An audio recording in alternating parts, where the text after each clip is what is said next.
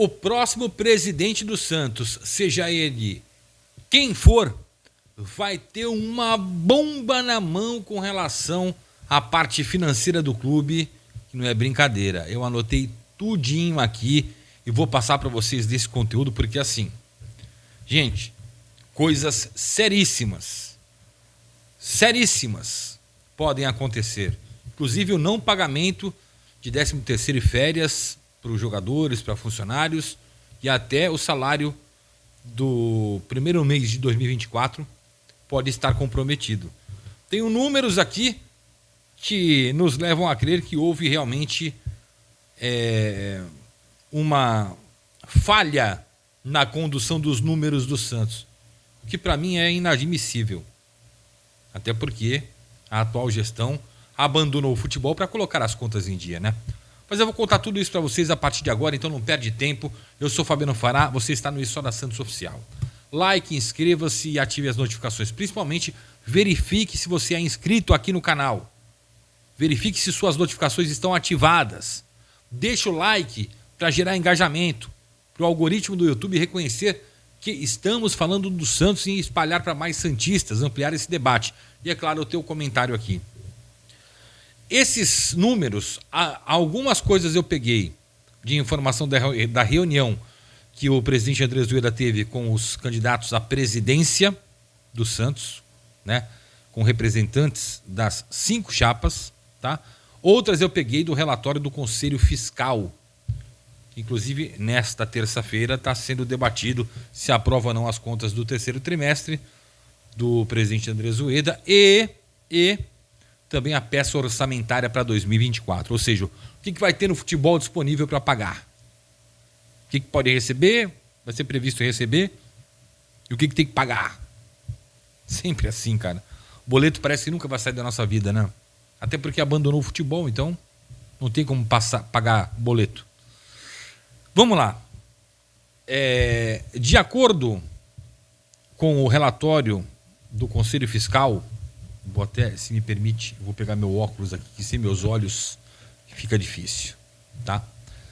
De acordo com o relatório do Conselho Fiscal, o Santos fecha o 3º trimestre de 2023 com superávit de 48,5 milhões de reais. 40 milhões a mais do previsto para o orçamento desse ano. Obviamente que tivemos aí as vendas de David Washington e Ângelo e o pagamento de comissões milionárias, né? Dos 22 milhões de comissão, 20 foram só para quem intermediou a venda do Ângelo e do David Washington. Sabe quem é? Comenta aqui embaixo. Você sabe quem é, né? A folha salarial do Santos no 3º trimestre deste ano está em 11 milhões e 800 mil reais. Cara, 11 milhões e 800 mil reais.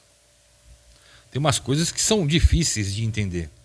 Ainda segundo o relatório do Conselho Fiscal, que aponta que o Santos realmente pagou um valor alto de comissões, para quem não ia pagar, né? O Santos paga algo em torno de 452 mil reais de salários de jogadores que estão emprestados. Balieiro, Ivonei e, pasmem, paga 100 mil reais por mês para o Natan, que está lá no Farmalicão de Portugal emprestado. 100 mil reais para o Natan. E não é o salário integral dele, hein? O próximo presidente vai ter que dar um jeito nessa folha salarial, né? Tem gente ganhando muito e rendendo pouco. Vamos lá. Vamos continuar aqui. Porque eu tenho números ainda mais absurdos aqui, tá? Muito mais absurdos.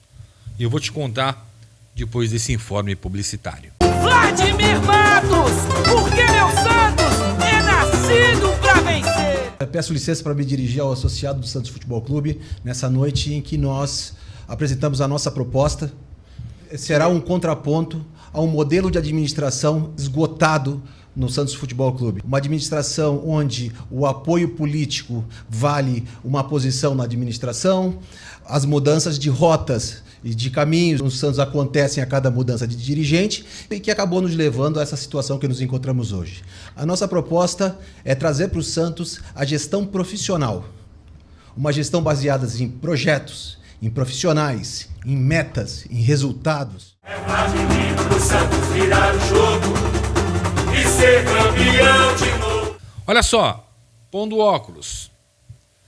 Na reunião que foram representantes da Chapa 1, o Ricardo Agostinho e o vice, candidato a vice, o Ivan Ludovici, da Chapa 2, o Vladimir Matos, com o Márcio Quixadá, da Chapa 3, o Rodrigo Marino, com o Clóvis Simino, da Chapa 4, o Maurício Maruca e o candidato a vice dele, e da Chapa 5, o candidato Marcelo Teixeira não foi na reunião, mandou o representante que foi candidato a vice, o Fernando Bonavides, que já foi presidente do Conselho Deliberativo de 2015 a 2017. Tá? Nessa reunião, eles quiseram saber, obviamente, o que vão encarar. Quem vencer vai pegar o que pela frente? Fala para mim, professor. E aí o Rueda disse o seguinte. Cara, olha, DIS. Lembram-se da DIS? Aquela que tinha o percentual do Neymar, aquela que tinha o percentual do Ganso, do Alan Patrick, enfim. Lembram-se da DIS? Acordo judicial, o Santos deve 45 milhões de reais para a DIS. Sim, a DIS ainda existe na vida do Santos.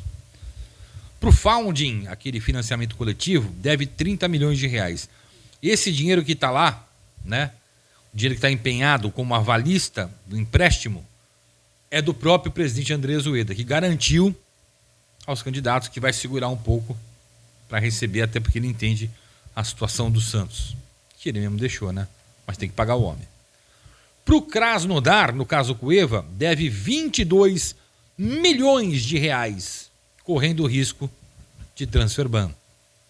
Krasnodar, Cueva, 22 milhões de reais. O Santos recebeu do Pachuca e não pagou o Krasnodar, ou seja, dívida em aberta.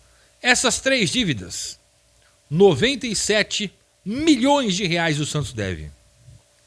Com essas três dívidas, hein? Fora outras.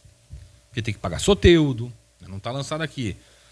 Carabarral, Zanocelo.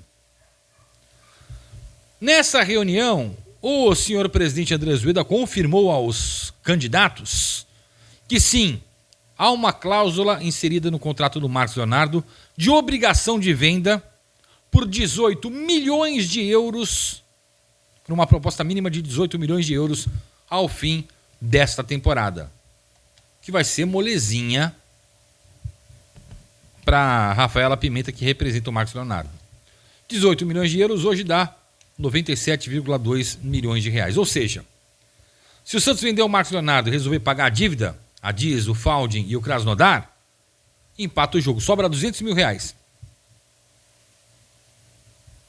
Porque dá 97,2 milhões na cotação atual, o Marcos Leonardo, e DIS, Founding e Krasnodar, 97 milhões. Tem uma outra coisa que foi falada pelo presidente aos candidatos que eu fiquei de bobeira. E você vai ficar também. Ele disse que quando da venda do zagueiro Lucas Veríssimo para Portugal, ficou uma comissão em aberta para o empresário dele, ou para o empresário que intermediou, de pouco mais de 1 milhão de reais, 1 milhão e 200 mil, 1 milhão e 100 mil reais. Que o empresário não cobrou o Santos e o Santos também não procurou o empresário para pagar. E que o atual presidente disse aos candidatos, quem ganhar, pode ser que o cara apareça cobrando aí tem que pagar. Estranho isso, né? Ué, moleza assim, abrir mão de 1 milhão e 200 mil reais de comissão? Apesar do Lucas Veríssimo. O Lucas Veríssimo saiu em 2021, já está até no rival hoje. Ou seja, acrescente mais 1 milhão e 200 mil reais dessa dívida, fora essa folha salarial de 11 milhões e 800 mil, usou 800 mil só para o Morelos. Tá? Aí você vê, se o Santos paga 100 mil do Natan, lá para o Famalicão, imagine quanto ele não ganha aqui, 250 mil? Você tem 400 mil do Lucas Lima, você tem realmente salários... O Ivonei, por exemplo, nada contra, mas o Santos paga 100 mil do salário dele. 100 mil do salário do Ivonei. paga balieiro. Olha, é um balaio de gato, tá? É muito fácil fechar no azul quando você pega e vende 2 promessas, tá? Uma delas poderia render muito mais em menos de 12 meses, que é o David Washington. Você vende, aí você arrecada lá, paga a comissão, paga um pouquinho aqui, um pouquinho ali, empréstimo daqui, lá, e acabou o dinheiro. Porque se compromete, se tudo isso, e o presidente ainda disse aos candidatos, olha, não sei se vai ter caixa para pagar o 13º para os funcionários, jogadores e funcionários, as férias, ou até o salário de janeiro. O cara que pegar o Santos vai pegar o Santos numa bomba, numa draga, onde a austeridade financeira passou voando. Teve um egocentrismo. Peraí, eu quero fechar no azul. Vou fechar no azul. E aí, fecha o 3º trimestre no azul, com superávit de 48 milhões e meio de reais. 40 milhões a mais do previsto para o período. Meu Deus. Só que o 4º trimestre, se vier com superávit, aí vai me desculpar, aí a conta não fecha. Aqui não tem antecipação de 30 milhões da Federação Paulista, os 25 milhões da Brax também não tem. É dar 55 milhões de reais. Deve ter sido usado para o fluxo de caixa para pagar em salário, enfim, uma série de coisas. Aí ele deixa aqui o Marcos Leonardo com essa obrigação de venda, e aí empata o jogo. Vai ter dinheiro aí para começar, tem 97 milhões e 200 mil reais para começar. 18 milhões de euros, mínimo, né? Na cotação de hoje, para vocês começarem os serviços. Mas tem uma folha salarial, isso, 11 milhões e 800 mil, sem os jogadores emprestados que vão estar de volta. Boa sorte a quem vencer a eleição no Santos Futebol Clube. Boa sorte. Boa sorte. Porque os números estão longe, muito longe de serem agradáveis para a temporada 2024. E isso afeta diretamente o futebol. A gente não tem mais saúde para aguentar isso, concorda? Se inscreve no canal aí, rapaziada. Dá essa força, tamo junto.